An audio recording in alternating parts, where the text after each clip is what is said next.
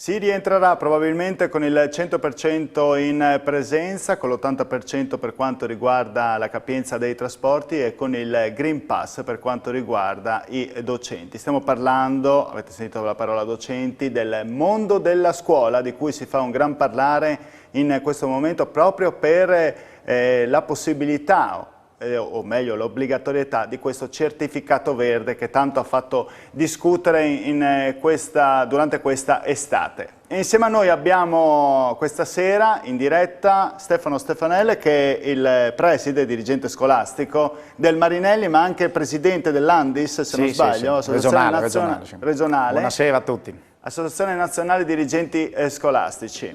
Allora, 345 99 56 897 se volete intervenire in diretta tramite WhatsApp e scriverci insomma la vostra opinione. A scuola con il Green Pass, questo è il nostro punto di domanda. A scuola con il Green Pass la trova favorevole lei, Stefanelle?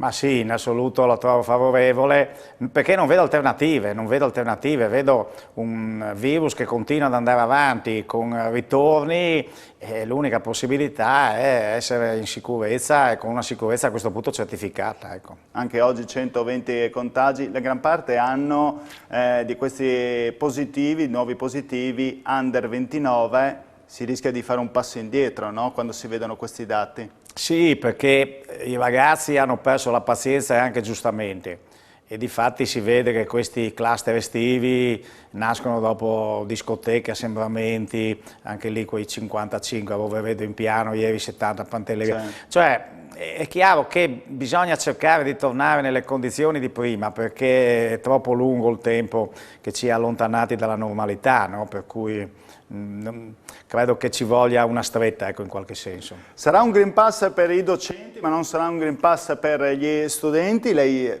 sarebbe stato favorevole anche per gli studenti il Green Pass? Dopo ne parleremo del suo tipo di azione che lei sta facendo. Guardi, anche no, la situazione degli studenti è ovviamente diversa, sono per lo più minorenni, quindi è giusto che decidano le famiglie, quindi, però certamente senza Green Pass ci sono dei problemi di distanziamento, ci sono dei problemi di contagio, ci sono dei problemi sui trasporti e questi è un dato oggettivo. Certo. Chi non ha il Green Pass, quindi chi non sta dentro quelle che sono delle procedure di riconoscimento del distanziamento, della vaccinazione o del tamponatura recente, è un soggetto a rischio anche di trasmissione, a rischio di infettarsi e quindi di creare quelle condizioni che hanno portato nel caso della scuola a 2 anni scolastici di cui si sta sottovalutando la portata dal punto di vista didattico-formativo. 2 anni buttati via secondo lei? No, non buttati via, anzi sono stati un'esperienza importante per la scuola, per i ragazzi, per le famiglie, ma hanno prodotto in una parte di popolazione scolastica, perché una parte di popolazione scolastica non ha avuto nessuno svantaggio, anzi forse una parte ne ha avuto degli vantaggi, ma invece una parte è proprio crollata, cioè è la parte che aveva più bisogno del supporto, che aveva più bisogno della vicinanza, che aveva più bisogno del rapporto sociale, della cooperazione, quelli che sono gli elementi naturali dell'andare a scuola, andare in gita, potersi abbracciare, fare una partita, parlare, bere, uscire, insomma. Leggevo a media voto degli invalsi che praticamente quasi da licenza della terza media, leggevo. Non so se questo è vero o falso, avete notato anche voi un decadimento della cultura? Io voglio dire, abbiamo vissuto tutti con molta apprensione questo cambiamento anche di atteggiamento nei confronti della scienza che ha detto cose e poi si è contraddetta, quindi sì. Non mi addentro, ho detto settori che non sono i miei. Certamente il Green Pass dice che si sono prese su se stessi delle misure di sicurezza che tutelano sì se stessi ma anche gli altri. Il Green Pass è un'opportunità insomma per riaprire, non per andare a chiudere, ecco, questa per riaprire col modo più vicino possibile a come era prima, ecco. Allora, io le do qualche dato, per esempio il 30% degli studenti, quindi dai 12 ai 19 anni, qua in Friuli Venezia Giulia ha almeno ricevuto una dose e il 70% non ha ancora ricevuto niente. È vero che ci sono state tante prenotazioni nell'ultimo periodo, però rimane il 70% e noi oggi siamo il 4 di agosto, se nessuno me lo smentisce, ci troviamo praticamente a 40 giorni dall'inizio della scuola. Sì, cioè il margine è troppo poco. Sì, il margine è stretto e il rischio è di andare ad una situazione simile a quella dello scorso anno. Guardi, una delle cose che per me più lasciano il segno in una parte consistente della popolazione scolastica quella che avrebbe più bisogno di regolarità e tranquillità, e queste decisioni prese 15 giorni per 15 giorni. È una devastazione, cioè vieni a scuola fino alle 3, vediamo la prossima settimana se verrai un giorno, 2 giorni, 3 giorni, un po' di didattica a distanza, un po' di didattica in presenza. Classi, per esempio, si parla molto delle scuole superiori, ci si dimentica del primo ciclo, dove anche lì molte maestre sono state contagiate, c'è stato tante ragazzi, bambini a casa. Cioè, queste situazioni ormai hanno creato dei baratri in una parte di popolazione scolastica, che poi ha avuto degli esiti anche... incertezze che poi hanno ripercussioni anche sulla didattica. No, ma se non sappiamo neanche se il giorno dopo ci troviamo in DAD o meno... Questo è il punto, anche perché si fa questo gran parlare su come far venire gli studenti a scuola, 80%, 50%, 2 giorni, 3 giorni, i prefetti dicono fino alle 3, fino alle 10, ma non ci si preoccupa di cosa ci si fa dentro la scuola. Cioè, come si può apprendere dentro una situazione che purtroppo per molti versi sembra simile a delle strutture, diciamo così, di contenimento ospedaliero, non che si faccia nella scuola ospedale, però certamente stare distanziati, portare le mascherine, andare uno alla volta in bagno, non potersi abbracciare, ricreazione, non poter mangiare, cioè tutte quelle cose che noi tutti abbiamo fatto a scuola e che costituivano l'elemento cooperativo, no, della scuola. Se comincia per un terzo anno a mancare tutto questo a una parte degli studenti, si andrà verso povertà educative veramente complicate. Novax ci sono anche tra i docenti? Non lo so, perché non è che me lo vengono a dire.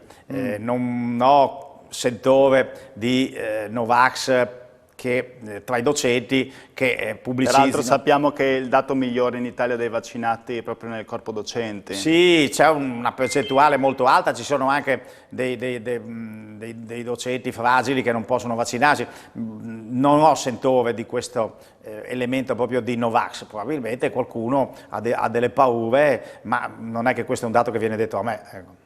Allora, io adesso chiedo la cortesia alla regia di far vedere questa lettera che lei ha voluto indirizzare, credo nella giornata dell'altro ieri, se non sbaglio, il 2 di agosto, ai ragazzi del Marinelli.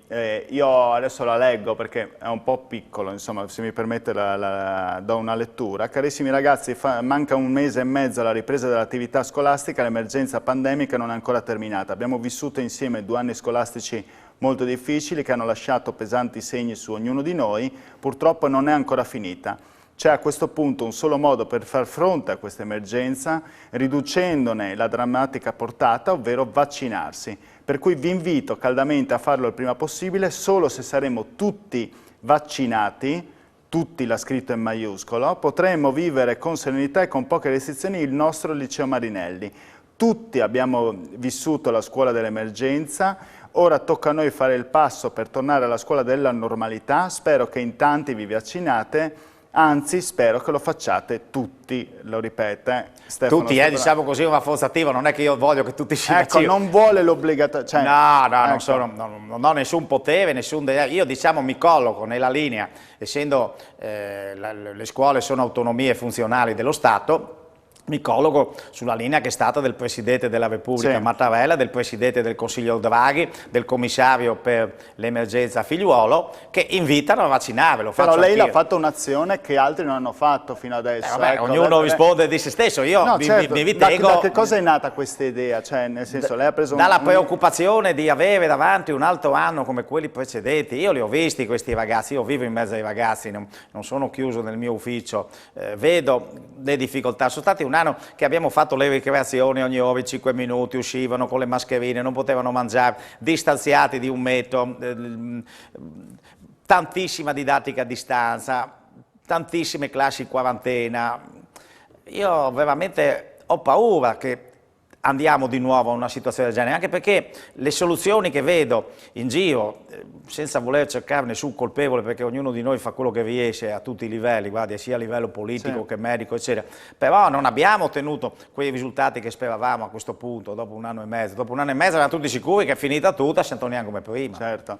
Allora, mi chiedono direttamente i telespettatori, giustamente leggo questo messaggio perché diamo voce a tutti. Buonasera, ma scusate, una persona di parte parlando di lei, è una persona di parte, dice non è una buona cosa per una televisione regionale, e poi stiamo parlando di ragazzi e bambini. Stando alle mie informazioni accreditate, la vera piaga non è il Covid, ma è il vaccino. Io mia figlia non la vaccino a 13 anni. Pensate bene a quello che è pubblicizzato. Allora io ci tengo a dire che innanzitutto questa non è pubblicità.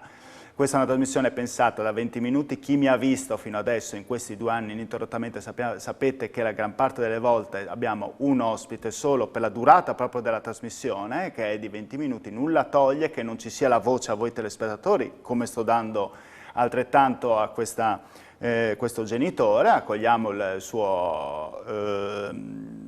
ovviamente questo suo messaggio, ovviamente è stato anche educato nel poterlo dire, ne potete mandare altri se qualcuno non è appunto coerente col personaggio che abbiamo, ma Screenshot è stato ideato appunto per avere un personaggio vicino a noi e poter parlare, dare voce anche a voi telespettatori. Poi nelle prossime puntate non preoccupatevi che noi sempre come TV regionale, appunto Telefriuli, diamo spazio a tutti e cerchiamo sempre di portare avanti le opinioni di tutti voi friulani.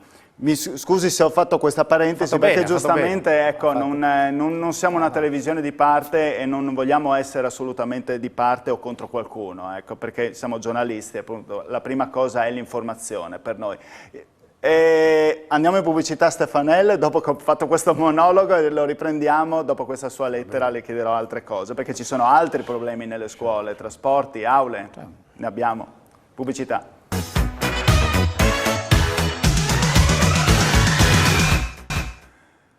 Bentornati in diretta con Screenshot, a scuola con il Green Pass, punto di domanda, perché lo vedremo nelle prossime ore, quale sarà la decisione del governo. Però ormai sostanzialmente è quella di fare in modo che i docenti vadano a scuola si entrano con il Green Pass e viceversa gli studenti. Una sorta di obbligatorietà da una parte che fa discutere, dall'altra parte la libera scelta. Stefano Stefanelle, dirigente scolastico del Marinelli, qui al mio fianco per parlare, perché è stato protagonista anche nel corso di questa settimana, di inizio settimana, di una lettera inviata agli studenti e alle famiglie ovviamente, visto che sono gran parte minorenni, per cercare di persuaderli a vaccinarsi. Però Stefanelli, ci sono altri strumenti che metterete magari in campo, non lo so, un campus per vaccini, faccio un esempio, dico io una, non lo so, oppure delle vaccinazioni a scuola. Ma noi siamo disponibili a tutto, lo eravamo già l'anno scorso, io credo che il Dipartimento di Prevenzione abbia difficoltà a fare dei campus a scuola, a fare delle vaccinazioni delocalizzate. Detto questo, il Marinelli, ma penso anche tante altre scuole... Quindi voi sarete comunque favorevoli, cioè il problema è l'organizzazione da parte... Sì, noi siamo assolutamente, io sono favorevole a dare tutte le possibilità perché questa pandemia rientri e visto 1 anno e mezzo di polemiche sui trasporti, sui distanziamenti, sulle mascherine, credo che la vaccinazione sia l'unica strada, insomma, che ci possa portare a quell'immunità di gregge che poi alla fine renderà tutto molto più leggero. Ecco. Nella prima parte dicevo che il 70% degli studenti non ha ancora ricevuto una dose, anche se le prenotazioni sono aumentate sensibilmente nelle ultime 3 settimane, forse anche per la questione del Green Pass, e ci troviamo a 40 giorni, questo ovviamente deve un po' preoccupare, ci troviamo a 40 giorni, ma per esempio immagino che voi linee guida in generale forse non le abbiate ancora ricevute. Le faccio una domanda a caso, una domanda che ci ha fatto un telespettatore nel frattempo, no? Se si dovesse verificare un contagiato a scuola, come reagirete? I vaccinati in classe e i non vaccinati a casa? Cioè, come funzionerà? La quarantena per tutti oppure no? Domanda che credo da un genitore. Noi seguiamo, un genitore ha ragione, non sappiamo, ecco, questa è una delle cose gravi, in questo momento ancora non lo sappiamo. L'ultima nota del CTS che è stata trasmessa attraverso il nostro Ministero purtroppo è molto vaga, addirittura dice se riuscite a distanziarli li tenete senza mascherina, se non riuscite a distanziarli teneteli con la mascherina, però è una decisione lasciata a noi dirigenti. Spero che non ci lasciano a noi dirigenti la scelta, ognuno per conto suo, di cosa fare in quel caso lì, che ci sia un protocollo chiaro che mi dice quando c'è un contagiato in presenza di soggetti che hanno il Green Pass.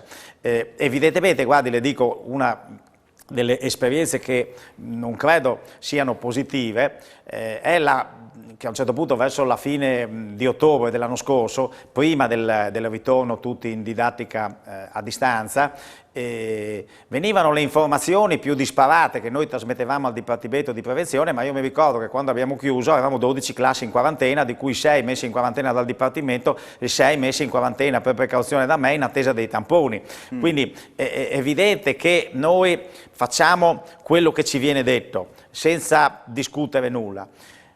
È evidente che possono esserci delle scelte che per comodità, magari anche per scelta diciamo generale, il male minore, che ne so, vengano demandate totalmente a noi. Io spero che questa scelta di cui ha parlato il telespettatore, cioè un contagiato alla presenza di soggetti con Green Pass chi mando a casa, spero che non me la lasciano fare a me, che ci sia un protocollo che mi dica chiaramente cosa devo applicare e io quello lo applico. Perché tante volte hanno demandato alla vostra autonomia, no? La vostra decisione. A volte sì, a volte no, a volte sì, a volte no. Ad esempio sugli orari 8, 13, 10, 15 non ci hanno demandato un bel niente, ci hanno detto si fa così. Adesso il turno unico, che dovrebbe essere questo turno unico, la trova a favore? Il fatto di ricominciare tutte le 8? Sì, perché sì. È un ritorno alla normalità? Ma è un tentativo, perché anche l'anno scorso siamo partiti col 100% e poi abbiamo mollato abbastanza presto. Io penso di sì. Guardi, la scuola superiore dalle 10 alle 15, laddove non sia stata una scelta della famiglia che ad esempio ha scelto l'orario ridotto, il tempo pieno, cioè, o ci sono delle necessità di laboratorio, è una scelta complicata perché comunque anche il ragazzo che entra alle 10 o abita in Viale Ledra o in via Poscole e allora parte da casa alle 10 meno 10, o altrimenti deve partire alle 7:30 e torna a casa alle 5-6 di sera. E io non sottovaluterei su questa questione del Green Pass e delle scuole anche tutta l'attività sportiva, l'attività associativa che si è bloccata. I ragazzi facevano sport e anche lì non si può entrare nelle palestre, cioè è una situazione complessiva che è molto grave. Senta, si è parlato anche di classi pollaio e di aule che devono essere messe a disposizione. Ce ne sono? Ve ne stanno dando? È migliorato qualcosa in un anno? Si diceva anche che la fiera di Udine dovesse dare... No. Non ha visto dei miglioramenti? No, onestamente... No, mi ricordo che un anno fa ci siamo trovati, forse in questa trasmissione, lei e Gervasutti, e facevate un appello ancora. Lo so, però ci devono dare gli spazi attrezzati, non è che posso andarmi, che so, l'ente fiera, mi danno le chiavi, entra dentro nell'ente fiera e fai, cioè bisogna... Sì, io ho detto ente fiera per dire una, ecco, ma anche lo stadio Friuli avevo detto, mi danno lo stadio Friuli, sì, nello stadio Friuli ci sarebbero tante classi, ma non è che posso darmi le chiavi. Quindi l'appello è caduto nel vuoto, il vostro? Ma no, c'erano delle difficoltà oggettive, no? Richiedevano tanti soldi, io speravo che una fetta consistente del piano nazionale ripartenza e resilienza, del Next Generation EU, sarebbe stato dedicato ad abbattere gli edifici e a farli nuovi, più grandi. Invece non c'è niente del genere, non ci sono soldi per l'edilizia scolastica straordinaria e quindi il problema delle classi pollaio è un problema anche che se le classi non sono numerose, non chiamiamole pollaio che è un brutto modo di dire, se le classi non sono numerose bisogna, perché è un termine che è generico, bisogna trovare il posto dove mandarli. Il Marinelli ha 1500 studenti, le classi sono tutte da 25 a 27, se lei me le fa diventare di 20, ho 300 studenti che lei deve mettermi da qualche parte, cioè mi deve trovare un'altra scuola dove mettere. Quindi come aule voi siete, diciamo, con quel numero? Abbiamo le aule degli anni scorsi dove stavano distanziati con un metro da bocca a bocca.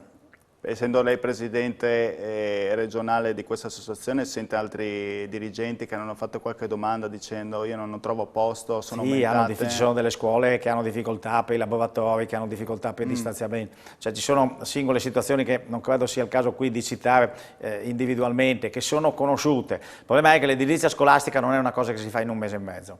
L'edilizia scolastica bisogna avere un progetto e poi si possono attuare delle soluzioni tampone in attesa che sull'edilizia scolastica si sia intervenuti. Ma pensi che le scuole del centro studi, quelle nuove, quelle vecchie, quindi Malignani, Marinelli, Percotto, Zanon, no? Quelle le storiche, quindi un po' meno Stringer e Marinoni, che sono state progettate negli anni 50, quando evidentemente un determinato tipo di... Sono aule in cui in 48-50 metri quadrati ci stanno 25-27 alunni, ecco, questo è il quadro di quelle aule lì. Poi ci sono altre scuole di Udine che hanno magari classi più grandi, le scuole dopo il terremoto sono state fatte, anche quelle del primo ciclo, con aule piccole, corridoi grandi. Io credo che era l'occasione per rivedere l'edilizia scolastica, ma è un problema appunto, di piano nazionale, non è un problema di piccole soluzioni. Uno magari mi dà anche l'edificio, ma se non mi dà anche la struttura funzionante, io dell'edificio non me ne faccio niente. No? Questione di numeri. Si parte con pullman all'80% di capienza e al 100% in presenza, c'è una discrasia tra questi numeri, no? Cioè cerca di portare tutti in classe, ma nello stesso tempo la capienza dei pullman sarà all'80%, cosa rischiamo? Di avere assembramenti, di trovarci una situazione di sicurezza al limite?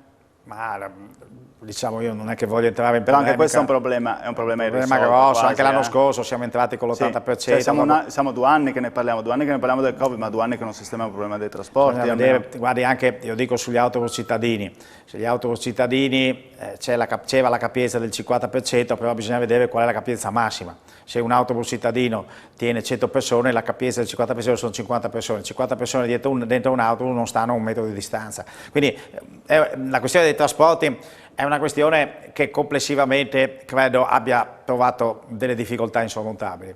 Io ricordo anche che quando Draghi dopo Pasqua disse torniamo tutti dentro al 100%, c'è stato detto no, perché i trasporti non sono in grado di fare il 100%, quindi è una cosa che va al di sopra delle mie capacità, sinceramente. Draghi non aveva ancora, diciamo, preso mano probabilmente con la comunque macchina, no, è vero, i sogni sono sempre meglio mettere davanti i sogni. Insomma, poi non mi faccia domande su problemi che sono proprio lontani dalle mie competenze. Però ecco, probabilmente questo è maggiormente nelle sue competenze, la questione delle cattedre vacanti. Oggi leggevo che ci sono ancora 1600 cattedre vacanti e le faccio a questo punto l'ultima domanda perché ci manca 1 minuto e mezzo, vediamo se ci ha mandato qualcun altro messaggio. Che anno scolastico sarà questo? Si ricomincerà dall'inizio con già i insegnanti e supplenti? Ma il problema, vede, non è omogeneo.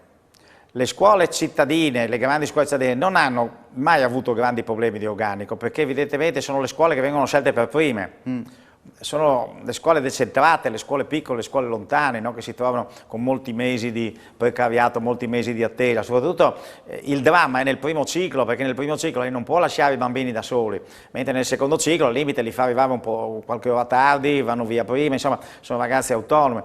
È chiaro che queste immissioni in ruolo sono complicate perché ogni concorso è diventata una battaglia ad ostacoli e sarebbe necessario che ci fossero concorsi ogni anno e quindi si coprissero immediatamente tutti i posti vacanti in modo veloce. Ci sono delle missioni in ruolo, sono arrivati nuovi insegnanti la settimana scorsa, quindi i vincitori di concorso sono tutti stati immessi nelle cattedre, quindi abbiamo coperto. In questo momento la situazione, diciamo, al Marinelli vede pochissime cattedre scoperte, però il Marinelli è in una situazione molto privilegiata. Io non prenderei il Marinelli come elemento di paragone, ecco, nel sistema scolastico regionale. Andrei a vedere magari in Carnia, nel Canale del Ferro, in certe zone della Bassa com'è la situazione per vedere il problema, perché poi è chiaro che quando vengono immessi in ruolo, anche quando scelgono i precari, tendono a scegliere le cattedre più vicino a casa, quelle della città. È un problema di logistica, sappiamo, insomma, che dopo coinvolge tutto l'asset economico della montagna,